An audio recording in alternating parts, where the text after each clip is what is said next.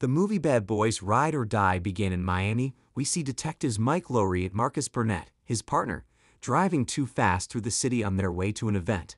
Marcus complained about being nauseous, and Mike continued his driving as it was Marcus who made them late. So Marcus begged Mike to stop at a store so he could get his ginger ale, which Mike later agreed but also gave him 90 seconds to do so. Marcus goes into the store and got his ginger ale with also a hot dog. Just then, a gunman then enters the same store trying to rob the place while also pointing and threatening Marcus. As polite as Marcus is, he informed the gunman about his not friendly partner, who would come for him soon as they are already late, but the gunman seems not to care about that. Just then, Mike enters and complained about Marcus eating and getting a snacks instead of the ginger ale, but Marcus then moved the gunman's arm and Mike shoots him in the leg. The scene then shifted to Mike's wedding ceremony as now he is marrying his physical therapist Christine, who treated him after he got shot in the previous movie. At night, Marcus gave a speech, and as usual Mike is funny with his speech. So after his speech, Marcus then went to have a dance, but as he did so, he began feeling some massive pain right in his chest, which was a heart attack, making him lost consciousness. The scene then transitioned to Marcus reliving his moment and memories he had with Mike. Seems at this point Marcus has gotten to the point of no return, but fortunately for him, he found his dear friend Howard at a beach near a tree where he hugged and told Marcus it's not his time yet to die. Few weeks later, Marcus then woke up from his unconsciousness and began walking out of his hospital, which Mike noticed and immediately went after him, only to find Marcus at the top of the building. He explained to Mike how he has been afraid all his life, but this incident that just happened to him just made him realize how free he is now. And now there is nothing to be scared of, as now he believes it is not his time to die yet. The both then hug together.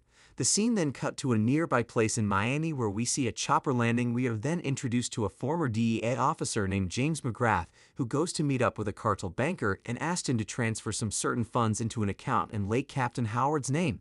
So for him to prove he mean business, one of James McGrath's men shot the banker's security guard, so he threatened him to make the transactions, which he did so, but after the whole process was done, McGrath then had the banker's girlfriend hold the gun to shoot the banker, and then herself. The next day, Marcus drive with Mike as he is now very fit, but his babe insisted that he needed a rest. Marcus get home only to see his family and friends as they all welcome him back home. He embraces baby girl, but she then told him that he needed to rest. Meanwhile, Marcus is sad that all his snack are now disposed because this was what the doctor had recommended them to do to reduce the chances for another heart attack, and now Teresa and Marcus are now vegetarian. At night, Mike seems to be having serious nightmare from his past. The news began to spread like wildfire as now the criminal department believed that Howard was working for the cartels. Obviously, he has been framed for his involvement with cartels. Marcus and Mike immediately went to their headquarters as he doesn't believe Howard couldn't do something like this, but they told him that everything point and linked to Howard. This made Mike very furious as he believed they want to ruin Howard's legacy. Just then Judy comes in, but now she does not trust anyone, even Mike, and she also blamed Mike's illegitimate son for the death of her father. Mike leaves the headquarters and heads straight to prison to meet Armando about any information on the cartel, as he wanted to know if Howard was working for the cartel. Mike's son Armando gave them some information proving Howard was clean. The scene then shifted to McGrath and his goons, who are attempting to continue their work, but once they try to get into Howard's accounts, they trigger a failsafe that sends a video messages to Mike and Marcus from Howard, which they both received, and Marcus is amazed that he is texting them from the other world, which was funny. Meanwhile, in it he explains that he knows they are seeing this if he is dead, and there are rats in their department, so they shouldn't trust anyone. Howard also told them that he knows that he is being set up to take the fall for something going back over 20 years. McGrath and his goons then prepared to take out Mike and Marcus. In the meantime, Mike informed Mike to leave the mission for only him as he believed Marcus isn't fit, but Marcus then informed him saying he can't die and began doing some dangerous things, but just as he leave we then saw Cabby Lane passing by. Mike and Marcus go to Fletcher's club to try and talk to him regarding Howard. He already knew that they will come to him on behalf of Howard, but just before he can tell the two what they wanted to know, McGrath shoots Fletcher in the head as Marcus already had his gun aimed at him to make him talk.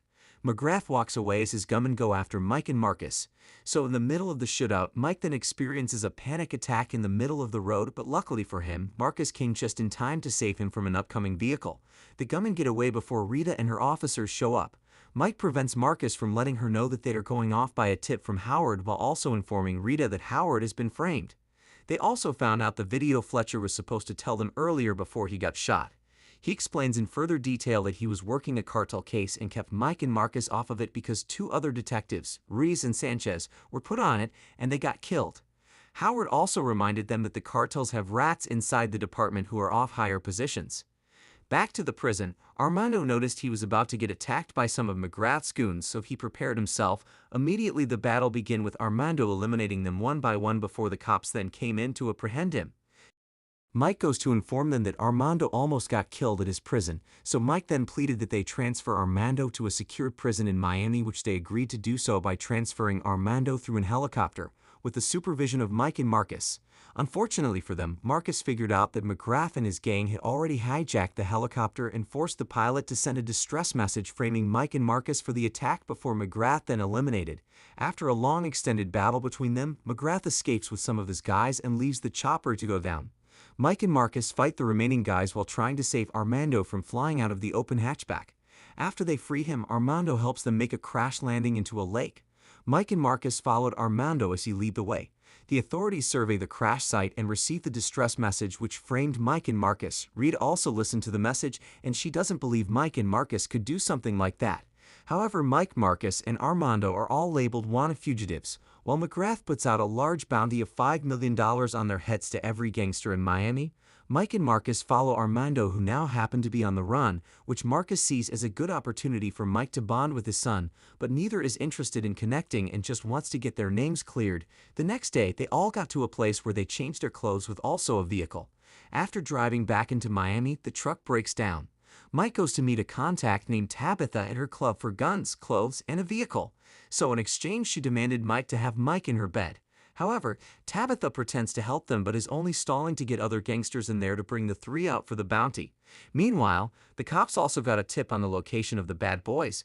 So just as they left the building, some rival gangsters came out and began to open fire, including Manny the Butcher, who wants to get back at Mike for smashing his hand with a meat hammer.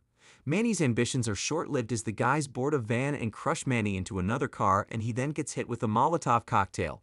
The boys eventually found their way out. The next day, they all went to go visit Dorn, where they found out he has been in a secret relationship with Kelly. They are not happy Armando is with Mike and Marcus. However, they all agreed to focus on the mission at hand, so they began their investigation, which goes on for days. But just then, Armando found the picture of McGrath, as he can only recognize his face, but not his name. So Mike called Rita, informing her about the whole situation and also having the proof to clear Howard's name. Nearby, Dorn saw the security cameras of both Mike and Marcus' house, where he found out that McGrath had sent some guys to get Christine, as well as Marcus's family. So Mike tried to contact Christine, while Marcus gets in touch with Reggie and warns him about the incoming threat. Reggie gets Teresa, Megan, and little Marcus somewhere hidden while he grabs his gun and puts his combat and firearm skills to good use, taking out 17 goons and keeping the family safe, and also finally earning Marcus's respect, as he is really surprised by this.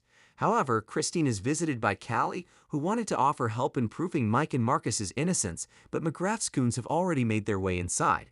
McGrath contacts Mike and lets him know that he will return Christine and Callie unharmed if he gives up Armando and all of Howard's evidence. Armando is willing to turn himself in, but Mike has another idea, since he knows who has been feeding McGrath information on all of their whereabouts, as it was Rita's boyfriend, Lockwood. So Mike then gave a call to Rita and she immediately left her home, but just then he insisted to follow Rita and began texting something, to which Rita took the phone, which then made it clear to her it was him. They both began fighting when he tried finishing Rita off. Dorn and his girlfriend then came to help her out.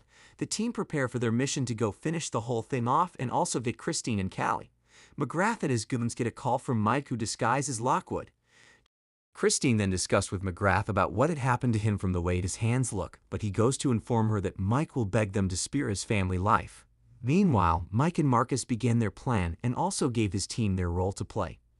While on their way, they found out that a deadly alligator is also in the area. McGrath and his goons walk toward Lockwood. While Mike has a shot on McGrath, he starts to have another panic attack and fears he might hit Christine. The gators in the water then start to come close to Armando's location, which clues McGrath to someone being nearby. Before one goon can spot him, Armando shoots at him before he falls in the water and gets eaten by the gators.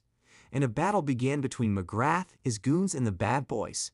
Meanwhile, Lockwood tried to escape using the plane they brought earlier, which Rita saw and went after him. Rita then shot the plane down and has the plane crash into a nearby building. Meanwhile, Mike and Marcus are now in a tough situation as Marcus fell into the same river where Duke, the alligator, stays, but yet again, Mike still believes he is untouchable and so he can't die yet, but this was really a bad idea as the alligator attacked Marcus, but Mike then came to his rescue. Meanwhile, Armando fight off McGrath goons to save Collie. McGrath continued to hold Christine hostage as they are now on the run. Lockwood then shot Dorn in the arm and tried to shoot Rita, but she kicks him into a pit that happens to be where Duke resides, and Lockwood becomes Duke's present. The federal agents arrived at the event. Meanwhile, Marcus then saw that same tree he saw when he lost consciousness. Immediately, McGrath then caught Marcus while also promising Mike that one of his loved ones is about to die today, so Mike informed him that Marcus can't die as he is untouchable, but this alone scared Marcus. So Mike then shot Marcus, hitting his best, and proceeded to finishing off McGrath, while Marcus is busy crying like a baby. Nearby, Judy then finds Armando and prepares to execute him, but Callie stands in the way and tells Judy that he saved her life. Judy relents and lets Armando go, and Mike helps Armando find a way to get out. As authorities come to the crime scene and arrest McGrath's surviving goons, news reports state that Howard has officially been exonerated. We then get to see Mike, Marcus, and their loved ones gather at the park for a barbecue. Reggie brings his chicken and asks if he can grill. The bad boys laugh him off for a moment before remembering that Reggie killed McGrath's henchman and saved the family, so they agree to let him grill, while Reggie then gives a satisfied smile. The movie then came to an end. If you enjoy our recap, kindly subscribe for more latest movie recaps.